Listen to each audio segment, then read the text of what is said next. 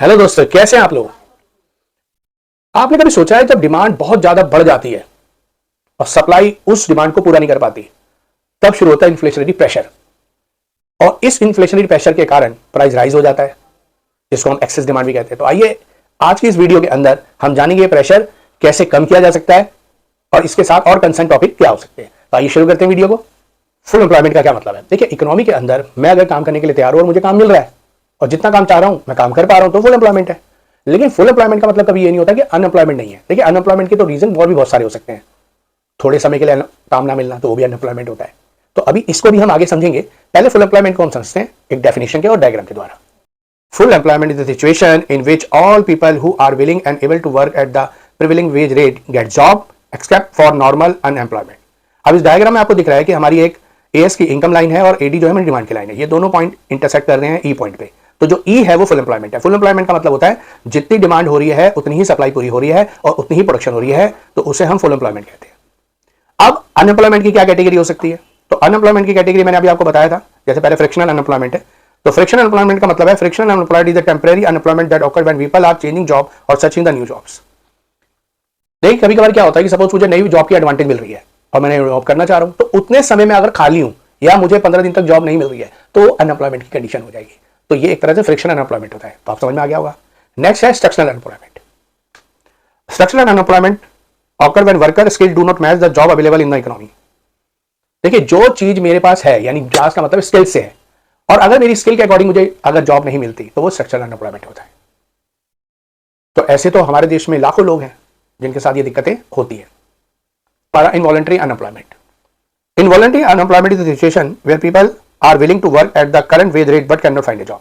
तो बहुत सिंपल सी डेफिनेशन है कि मैं काम करने के लिए तैयार हूं करंट वेज रेट पर भी, लेकिन मुझे जॉब नहीं मिल रही। और ऐसी कंडीशन तो बहुत सारी होती है। इसी को बेसिक अनएम्प्लॉयमेंट कहा भी जाता है कहीं ना कहीं।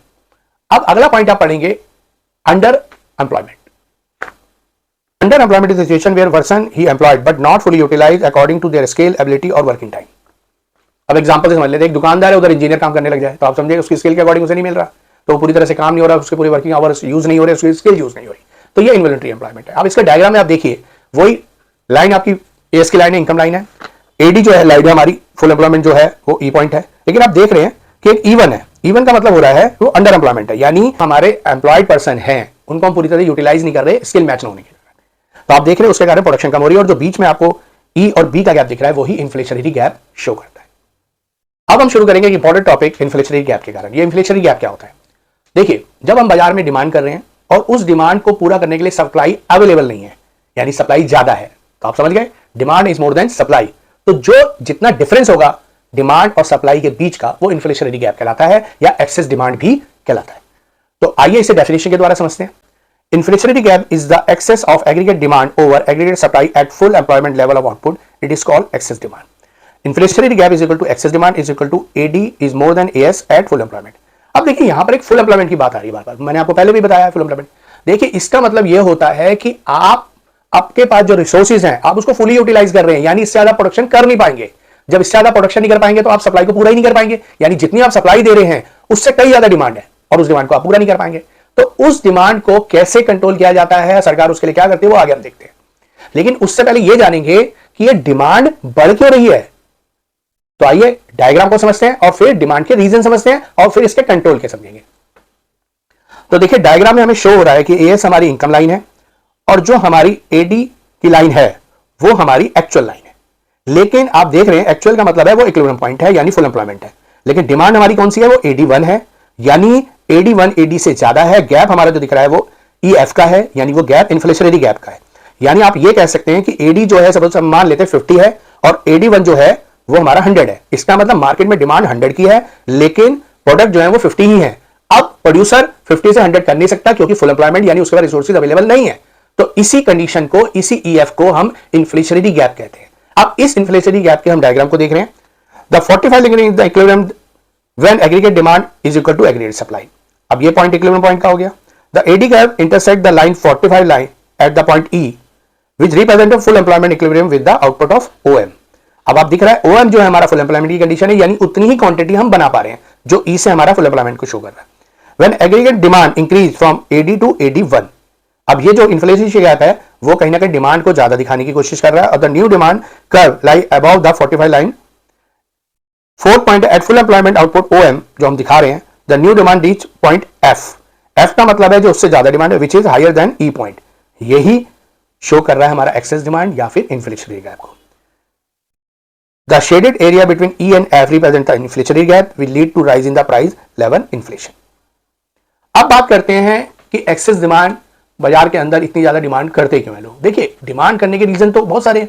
मैं जाऊंगा, मेरे पास पैसा है, मैं जाके खर्च करूंगा, लेकिन उसके साथ साथ कई चीजें भी होती हैं जो डिमांड को क्रिएट करने में रोल अदा करती हैं, बहुत इंपॉर्टेंट। अब वो गलत है सही है, वो तो जब डिमांड एक्सेस हो जाती है तभी हमें सही और गलत दिखाई दे रहा होता है, लेकिन बैलेंस होना बहुत जरूरी है, ना तो डिमांड ज्यादा हो और ना डिमांड कम हो। इसे उसे इक्विलिब्रियम पॉइंट कहा जाता है, यानी फुल एम्प्लॉयमेंट इक्विलिब्रियम कहा जाता है। तो आइए पहले रीजन देखते हैं। Increase in money supply. अगर बाजार के अंदर मनी सप्लाई इंक्रीज होने जाएगा, आप ऐसे कह लें कि मनी सप्लाई का मतलब है आरबीआई के द्वारा मनी सप्लाई मार्केट में कर दी जाएगी, तो लोगों का पैसा पहुंचेगा और लोग उस पैसे से डिमांड को क्रिएट करेंगे। सेकंड पॉइंट है increase in the government expenditure. देखिए गवर्नमेंट अगर बहुत सारे प्रोजेक्ट में पैसा खर्च करे या गवर्नमेंट इन्वेस्टमेंट करेगी तो आप देखिए प्रोडक्शन बढ़ेगी। जब प्रोडक्शन बढ़ेगी तो लोगों के पास पैसा जाएगा, जब पैसा जाएगा तो लोग डिमांड करेंगे और डिमांड करेंगे तो क्या होगा, increase in demand. Reduction in taxes. देखिए अभी आपने देखा होगा रिसेंटली पिछले साल 22 सितंबर को सरकार ने कुछ टैक्सेस कम किया है। अब जब सरकार के टैक्सेस कम होते हैं तो दो कैटेगरी होती है। एक कैटेगरी होती है जिसकी बचत होती है तो वो पैसा सेव कर लेता है, एक कैटेगरी वो होती है जिसका पैसा बचता है ना, तो वो क्या करता है, उस पैसे को बाजार के अंदर खर्च करेगा और जब खर्च करेगा तो डिमांड पहले जो नहीं हो रही थी अब बढ़ रही है। तो आप समझे रिडक्शन ऑफ टैक्स का क्या रोल हो जाता है, यानी चीजें सस्ती अवेलेबल हो जाती है और लोग खरीदना शुरू कर देते हैं। नेक्स्ट पॉइंट है हमारा इंक्रीज इन एक्सपोर्ट। देखिए अगर मैं बाहर एक्सपोर्ट कर रहा हूं तो क्या होगा, मैं प्रोडक्शन ज्यादा करूंगा, निश्चित बात है डिमांड ज्यादा बढ़ेगी एक्सपोर्ट करने से। नेक्स्ट पॉइंट है हमारा cheap credit low interest rate. देखिए कभी कभार बैंकों के पास बहुत ज्यादा पैसा आ जाता है या बाजार के अंदर डिमांड नहीं हो रही है तो लोन को सस्ता कर दिया जाता है। जब लोन को सस्ता के लिए जाता है लोग ज्यादा लोन अप्लाई करते हैं क्योंकि रेट ऑफ इंटरेस्ट कम होता है।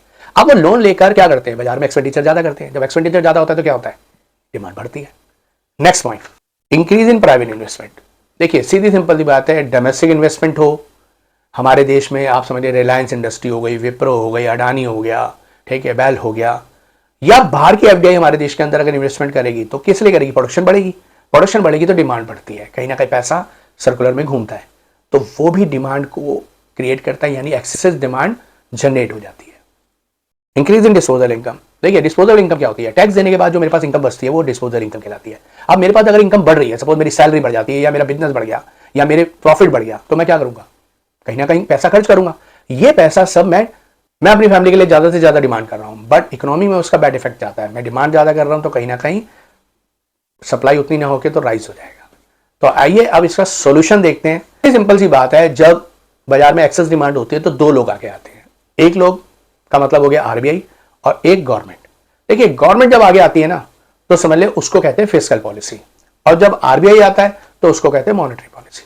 अब सिंपल सी बात है, अगर मॉनेटरी पॉलिसी करूंगा तो आपको ध्यान होगा बैंकिंग में हमने कंट्रोल ऑफ क्रेडिट फंक्शंस पढ़े थे, जिसमें CRR, SLR, margin requirement, repo rate, reverse, ये सब अप्लाई हो जाता है। तो आपको पता है इंक्रीज इन डिमांड में हम क्या करते थे, ये सब बढ़ा दिया जाता था। इसके अलावा क्या होता है, ये तो हुए मॉनेटरी फंक्शंस, कुछ मेन फंक्शन हम पढ़ेंगे, बाकी वही बैंकिंग वाले अप्लाई होंगे, वो तो आपको याद ही होंगे। इसके बाद गवर्नमेंट क्या करती है, गवर्नमेंट डिमांड को कम करने के लिए टैक्सेस को क्या करती है, बढ़ा देती है। जब टैक्सेस को बढ़ा देगी तो क्या होगा, प्राइस राइज होगा, डिमांड कम हो जाएगी। दूसरा गवर्नमेंट क्या करती है, अपने एक्सपेंडिचर को कम कर देती है। गवर्नमेंट जितने भी प्रोजेक्ट लगाती है, तो समझ ले अगर सपोज गवर्नमेंट ने कोई 500 करोड़ में फ्लाईओवर बनाने की प्लानिंग की, तो आप समझ रहे हैं 500 करोड़ रुपए जब मार्केट में ही जाएगा ना, क्योंकि काम करने वालों की जेब में पैसा जाएगा, तो उनके जब जेब में पैसा जाएगा तो क्या होगा, वो पैसा वो मार्केट में खर्च करेंगे। तो गवर्नमेंट क्या करती है, इस तरह के एक्सपेंडिचर को कम कर देती है ताकि लोगों का पैसा ना पहुंच सके। यहां पे कोशिश एक्सेस डिमांड को कंट्रोल करने की होती है, इसलिए ऐसा किया जाता है। तो आइए थ्योरी में इस डेफिनेशन को समझते हैं। Fiscal policy manage by the government. पहला पॉइंट है increase taxes. Government increase taxes will reduce the disposable income at the people, as a result consumption demand decrease and excess demand reduce. तो आपको समझ में आ गया टैक्स बढ़ाने से होता है। सेकंड पॉइंट है हमारा रिडक्शन इन गवर्नमेंट एक्सपेंडिचर, जो अभी मैंने बताया था आपको। Government reduce it spending on the public project and welfare scheme, the decrease income and demand in the economy helping to control inflationary gap. Third point surplus budget policy. अगर government के पास पैसा ज़्यादा से ज़्यादा बढ़ जाता है तो गवर्नमेंट क्या करती है, उसको खर्च करने की बजाय उसको सेव रखने की कोशिश करती है। Government keeps the revenue more than expenditure, this withdraw extra purchasing power from the economy and reduce excess demand, यानी इकोनॉमी के अंदर जो पैसा ज्यादा एक्सेस हो गया उसे निकाल लेती है। अब आ गया आरबीआई का। आरबीआई में मेन पॉइंट है, बाकी सारे पॉइंट्स आपको पता है, वही कंट्रोल क्रेडिट वाले बैंकिंग वाले चैप्टर्स के अप्लाई होंगे। Monetary policy manage by RBI. पहला पॉइंट है increase in the bank rate repo rate, central bank increase interest rate making loan expensive, boring decreases, investment fall and aggregate demand reduce हो जाता है जब government कहीं ना कहीं इंटरेस्ट रेट बढ़ाती है या रेपो रेट बढ़ा देती है। Sale of government security, central bank sale government security to the public, people pay money to buy them with reduce money supply in the economy. देखिए ऐसा होता है, सिक्योरिटी सेल करने का मतलब इतना ही होता है क्योंकि उससे एक तरह से पब्लिकली उसे इन्वेस्टमेंट किया जाता है, यानी पब्लिक उस सिक्योरिटीज को खरीदती है, इन्वेस्टमेंट करती है और भविष्य में उस सिक्योरिटीज के रेट बढ़ते हैं। लेकिन उस समय क्या होता है, पैसा जो है वो कहीं ना कहीं लोगों की जेब से निकल जाता है तो वो खर्च नहीं कर पाते। थर्ड पॉइंट है हमारा इंक्रीज इन सीआर एसएलआर। वो मैं आपको पहले भी बैंकिंग वाले चैप्टर में बता चुका हूं। सीआर का मतलब होता है मिनिमम डिपॉजिट, जो commercial bank minimum deposit RBI के पास जमा करते हैं वो सीआरआर होता है। अब इस कंडीशन में क्या होता है, सीआरआर को बढ़ा दिया जाता है, तो बढ़ा देंगे तो लोन क्या हो जाएगा, एक्सपेंसिव हो जाएगा। एसएलआर का मतलब होता है हर बैंक अपने पास कुछ कैश रिजर्व रखता है। जब कैश रिजर्व रखेगा तो क्या होगा, आप समझिए पहले अगर 20% कैश रिजर्व रखता था और अब वो 30% रखने लगेगा तो लोन कम दे पाएगा। समझ में आ गया आपको? आशा करता हूं आपको ये क्वेश्चन अच्छी तरह समझ में आ गया होगा।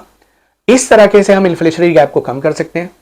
आप चैनल को लाइक करिए, अपने दोस्तों के साथ शेयर करिए और सब्सक्राइब करिए। नेक्स्ट वीडियो के अंदर हम डिफ्लेशनरी गैप के बारे में पढ़ेंगे। Thank you, bye bye.